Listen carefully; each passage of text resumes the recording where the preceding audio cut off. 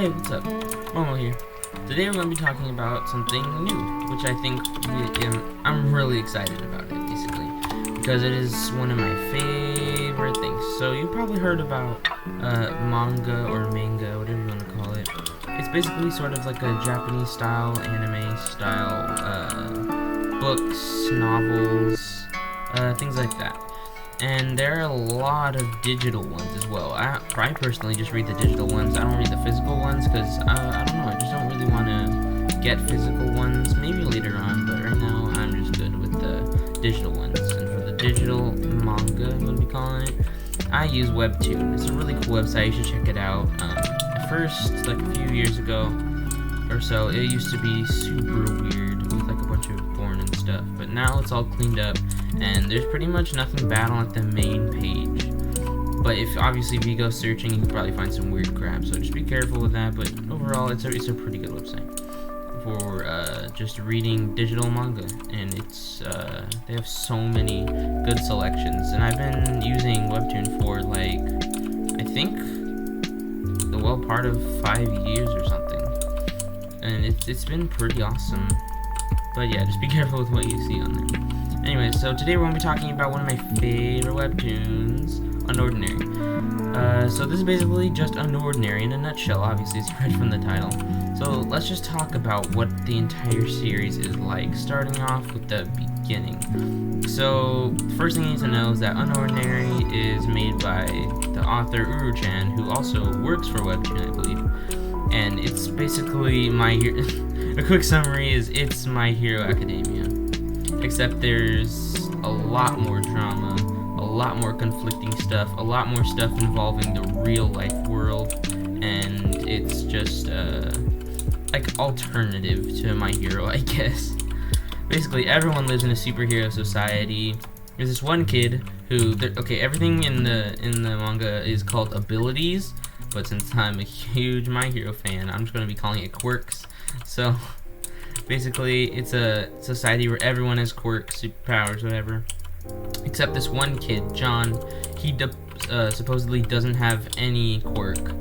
And he's always teased about it, and everyone hates him. He's always bullied. And this is a society where everyone is super brutal, and everyone is always attacking each other for no reason. Like, you'll be walking down the street, and people will be getting into, like, a crazy 3-hour anime battle. Like all the time, it's just normal. You just walk right past them. It's just how it is. Like they'll be pulling, I don't know, Dragon Ball moves in the streets. It's crazy. Anyways, so this whole entire series takes place in a high school called Wellston, and it's a whole bunch of students who are very morally conflicted, including John. And so John is the character who's completely quirkless, and he's kind of a loser.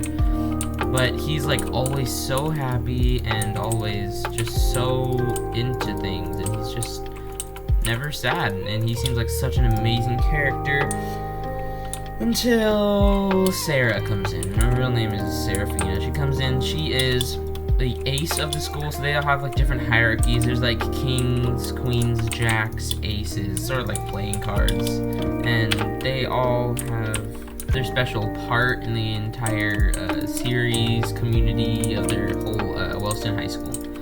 So Sarah, I'm gonna be calling her Sarah, full name Serafina, Sarah shorter. She is the ace, and I believe the kid named Arlo is the king. This kid named Blake, my favorite character, is the jack, and then I believe, who was it? I forgot who the queen was. I think it was Remy, a character named Remy. We'll be going over all of them later on. But yeah, so Sarah comes up to John, and she's like the boss of the school, the most powerful character.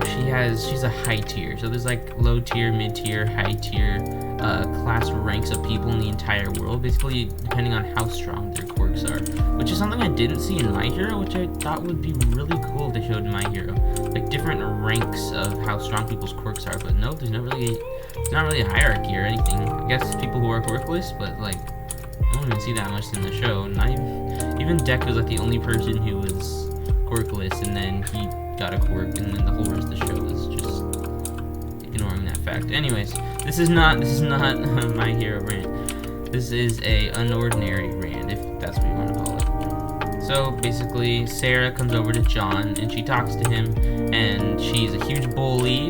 And then since John is always so freaking happy, she eventually falls for him, not like romantically, but falls for him like, oh, he's such a great guy, I want to hang out with him. And they become good friends.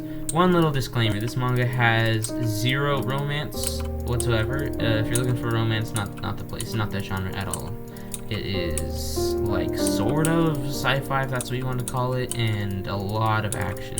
Also, quick warning for the kids and people who are just not like over the age of 18 or can't just handle it, I guess.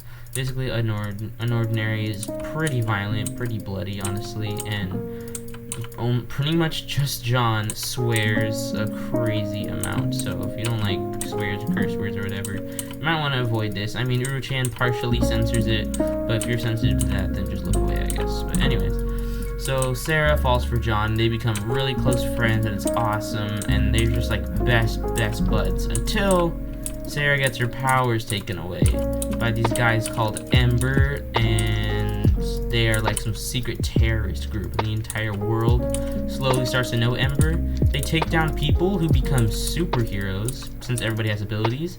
They wear masks and cloaks and capes and stuff and fight for justice, just like Marvel or DC or whatever, until everybody realizes that they're just crappy vigilantes and no one wants them around.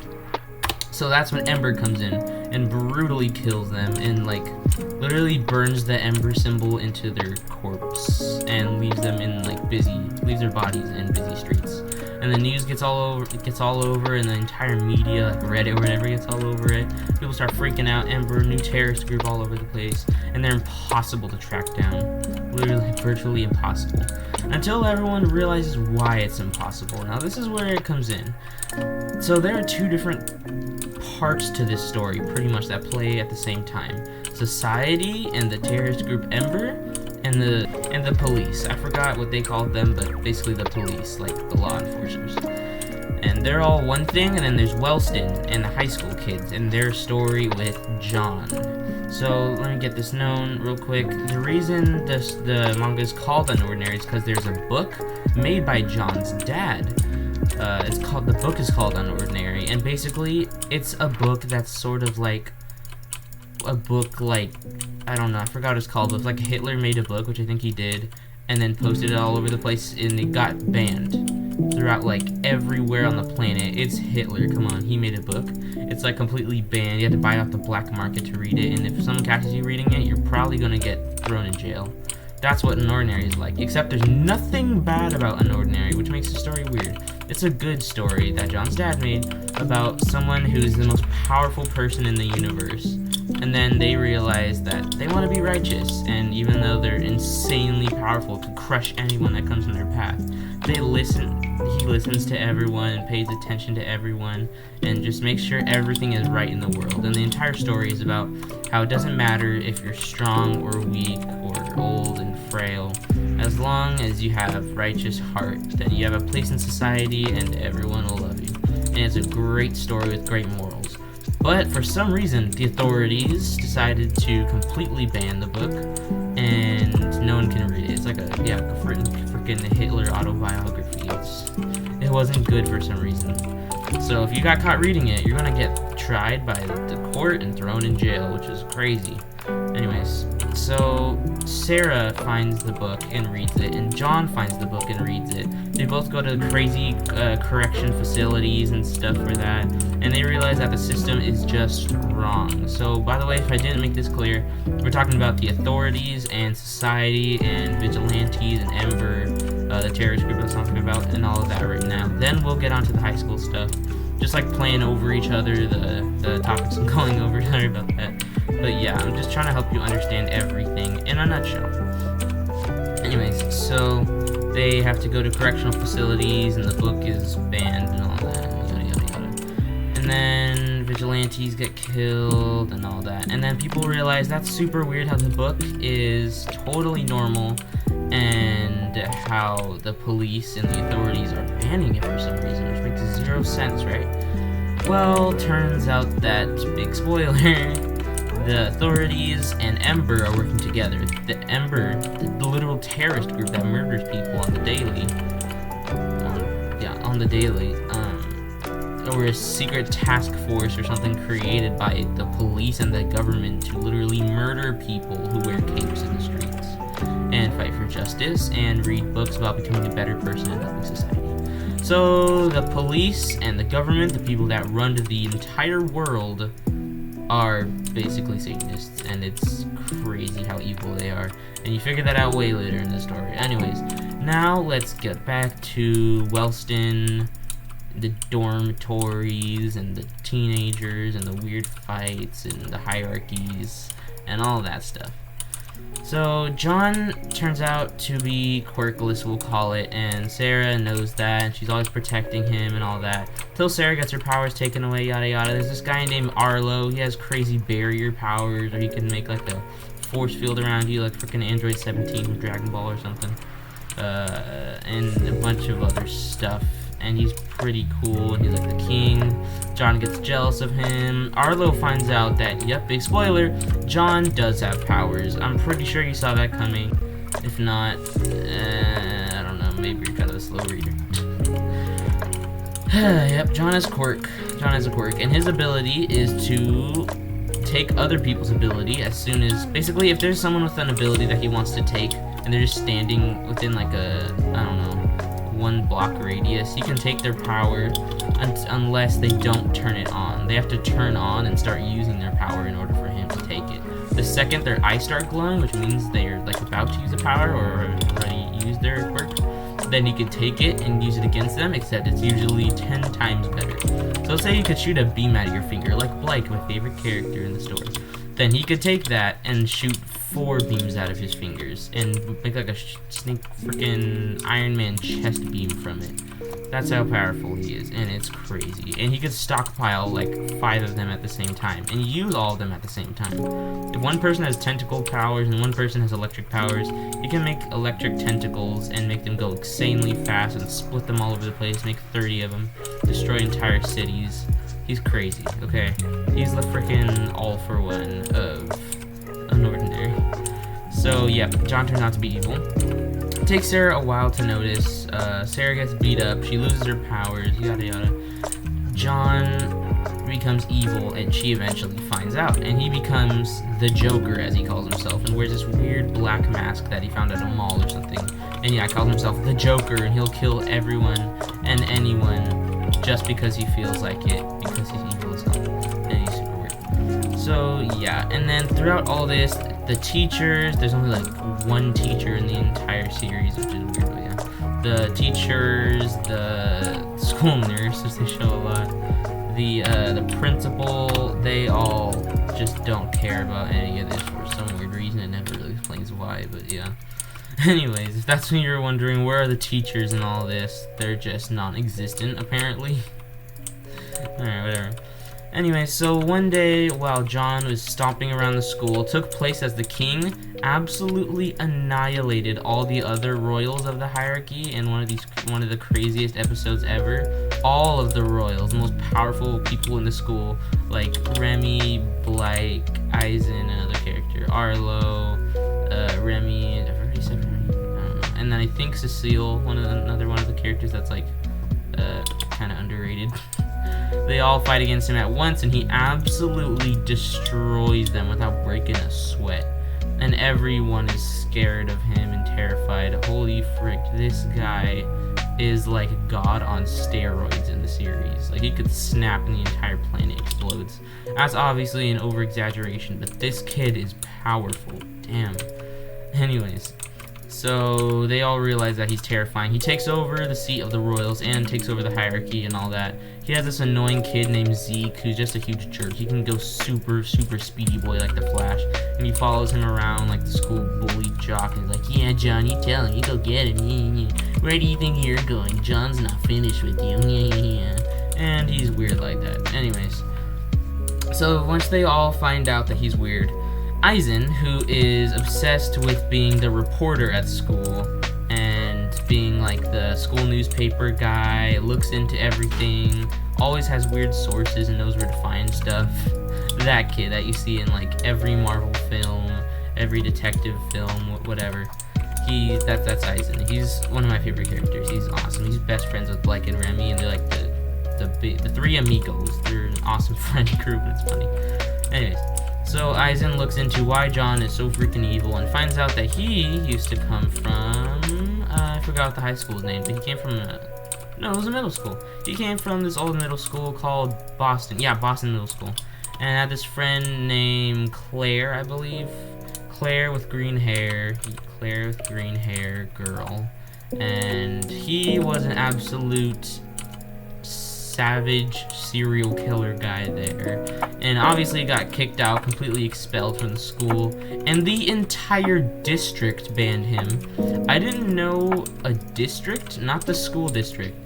Like the whole neighborhood, city, town place put a restraining order on him. I didn't know you could do that, but apparently an entire little mini society thing, like a town or a city, can completely ban a human being from visiting that place. I did not know about that. Anyways, so Claire's terrified, a bunch of stuff happened. I'm not gonna bore you with the backstory and everything, but it is pretty interesting. So if you are gonna read the series, I think you'll like the backstory. It's pretty cool. But I don't want to go into it because it would take forever. Basically, John gets power scaled and does a bunch of crazy stuff and destroys his previous Boston Middle School, which we already talked about, which is crazy. Because he's insanely overpowered. Even when he was like a 6th grader, he annihilated an entire school, including teachers, faculty, the janitor, I assume, and Claire and everyone else, and was declared a frickin' demon monster child. Yep. So now he's in high school, yada yada, you know all about that. Pretends to be a good guy, doesn't be a good guy, evil boy. So he becomes the Joker until he takes off his mask and everyone finds out that it's John. And now everyone is terrified of him. Like I said, for the billionth time, takes over all the royals and becomes the king, ace, jack, and queen of Wellston at the same time. Now everyone is terrified of him. So Aizen finds out, like I said, that he came from Boston, yada yada, and all that. And he finds out how to contact Claire. Don't even ask me how he knows how to do that, but he does it. He found out how to contact Claire, and they got on a video call. Turns out he has a crush on her or something weird like that. I don't know what that was about. They got into a video call, and then they talked about John's evil ways and how she, like, warned him, get away from him, I don't want to be involved with him anymore. Yeah, so that kind of cliche thing. And then, oh yeah, I finally made all this. Isn't that cool? Epic. Anyways. So Aizen finds out, gets on a call with her, they talk about stuff, yeah. And then Claire gets on a call with Sarah and talks to her because John was her best friend, Sarah's best friend, and then he went evil and she was so sad that he went evil and was like, I need to kill John, or something. Or, I can still revive him, I can change him. No girl, you can't. He's a freaking demon trapped in a human's body. And he needs to be killed or put in a straitjacket with a muzzle in an iron wall building with guards with AKs and machine guns 24/7 watching him, cameras everywhere, with that weird zappy thing they attach to the back of the seat where if you move or sneeze or something you get zapped with like 400 kilowatts or whatever you call it. You know what I'm talking about? That's overkill, but John needs it. He's crazy. He is the freaking serial killer. I hate this guy. Anyways. So basically, Claire gets on a call with Sarah and they talk and she warns him again. She warned on a call and they talk and stuff and she warns her about John and all that. She's like, basically, John becomes more and more evil. He is insanely evil, as I've said multiple times, but he's actually being conflicted in his brain. I think this was in the Joker movie or something. I didn't watch it, whatever, because it looked really weird and like way too violent and just, yeah, really weird. But basically, John has conflicting thoughts in his head, like a second voice in his head and all that weird crap. And he's very conflicted between self-denial, depression, violent rage. Everyone left me, no one cares about me, you don't know me, shut up. Those are all the phrases that he repeats. I'd say, without exaggeration, over 200 times throughout the entire series. He repeats those phrases. Shut up, you don't know me, everyone hates me, it's too late for me, there's nothing I could do. I hate this kid so much. So that is actually where the story is now. If I haven't mentioned it before, pretty much that's it. The story is still going currently, but it's at like 260 episodes, and yes, I've read them all. I've read all of them. So, oh yeah, sorry about the cookie scheme.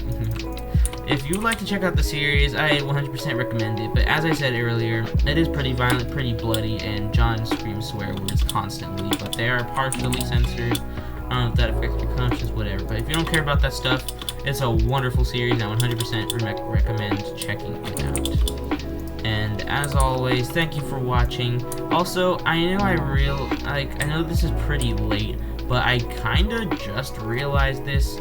People take liking videos very seriously. You know, pressing that single like button. They consider it as like a serious thing, or at least my friends do, which was kind of weird to me. I'm not talking about my channel, but just in general. They were like, "Oh yeah, what videos are you liking? Like what like videos do you have?" I'm like, bro, I like every video that I watch pretty much because it helps them, or some YouTube algorithm garbage, whatever. And they're like, dude, that's not how that works. I'm like, eh? So apparently liking is weird. So if you want to like my video, go ahead. Thank you. That is like better than subscribing apparently. If you don't like my video, if you don't press the like button, alright, that's cool. I get it now. Yeah, do what you want. That's fine. But yeah, once again, thank you for watching. But how about this? Maybe consider subscribing.